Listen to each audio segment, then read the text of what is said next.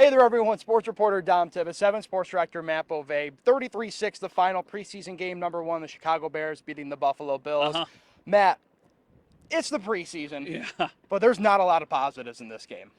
There's not that many negatives either. I think that not everybody, but a lot of people are overreacting to the preseason. I went in the locker room after and I talked to Taron Johnson, and one of the questions was how much game planning you do. And he said literally none. We basically are just out there reacting to what is Josh happening. said the same thing. Now, they should have reacted better. There are reasons to be concerned, but I am not there just yet. I remember a year ago, and it's funny because they're about to go play the Pittsburgh Steelers, but a year ago, this team got their teeth kicked in by the Pittsburgh Steelers' first-team offense, and then the Pittsburgh Steelers ended up not being very good because the Bills did not game plan for them. Was there a lot more and a lot left to be desired in this game? Absolutely. But to me, the biggest thing is that Josh Allen played, he looked fine, and there were no major injuries to any of the guys who are going to play significant time. And then off the one thing I'll say is that the offensive line did not look good in the run game. I felt like they could not move the ball, but I also think that's partially Aaron Cromer not wanting to put anything that they plan on doing on tape. I think it's a little bit of like okay, we're going to play as basic as we can, and then we're going to start to do some unique things as we get into the season. James Cook is a Pro Bowl running back from last year. He had 4 carries for 2 yards. I think partially that's offensive line, and partially that's, hey, they're not trying to show any. I'm rambling. I'm sorry. No, you're good. I like the ramble because I'm thinking all the same things. But you also mentioned, too, the biggest positive out of all of this is there's no injuries. Yeah. All right, Ed Oliver gets hurt a little early on, literally the first play of the game. First play. He pops in the blue medical tent. We see him come back out. He puts his helmet on. He's cleared to play, but he doesn't go back in. Josh Allen gets a quarter. He gets some reps.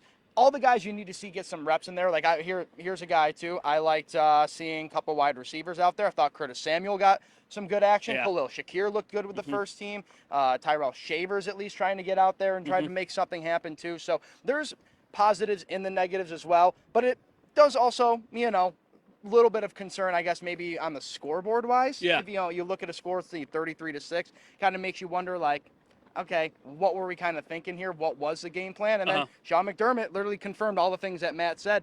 There was no game plan heading into this game against Chicago. Yeah, the game plan is, hey, let's try and score more than the other team, and let's try and stop them from scoring on us. I will say my concerns, aside from, because now that we're doing this, I'm starting to think about other things that I wrote down in my notes. MVS is not a lock to make the roster, and he had 1 target today, hit his hands, and bounced onto the floor.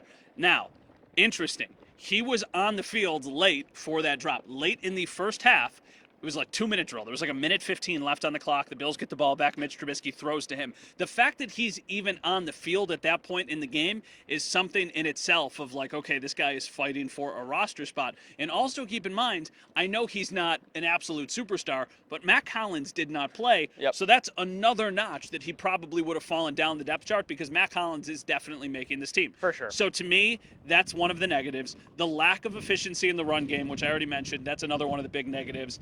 After that, the lack of depth the Bills have defensively because they were just getting beaten at the end of the game, that's a negative. And then positives for me, I really liked Ray Davis in the passing game, not the run game, because he only had 2 rushing yards. I thought he looked good with a couple screen passes. He broke off the first contact, which I think is very important. He made a great catch down the sideline that was negated by a illegal formation penalty.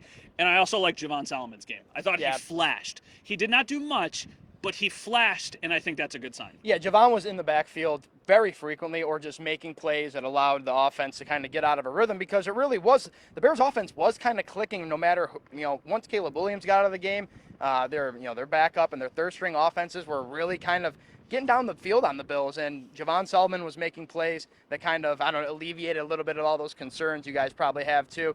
Another guy that flashed for me, Matt, this is a really, really small one, and again – I don't want to get people's hopes up about it because he's got such an uphill battle, but Gable Steveson got in the backfield a few times too. Got in late in the game and got in against the third-team offense for the Bears and was able to find ways to get in the backfield, create a little pressure on the quarterback. So some good takeaways there from, the depth guys that you need to see get some reps in. You got to see it from them, and now we just look forward to maybe hopefully building on that and seeing how the Bills kind of roll with this getting ahead of Pittsburgh. If you can't tell, it is really windy here, and there's garbage blowing all behind us. I feel like that's very symbolic of how the Bills played today, like garbage. Which played a factor. Yeah, which played a factor. Ask Sam Martin. To his credit, Tyler Bass makes both kicks. a 24-yarder, and a 49-yarder. That is a very good sign for the Bills. So the Bills get absolutely destroyed, 33-6. My level of concern, 1 to 10, is like a 3. Dom's is probably somewhere similar. Yeah. We are going to wrap up for now. For Dom Tibbetts, I am Matt Bove. We'll talk to you guys soon.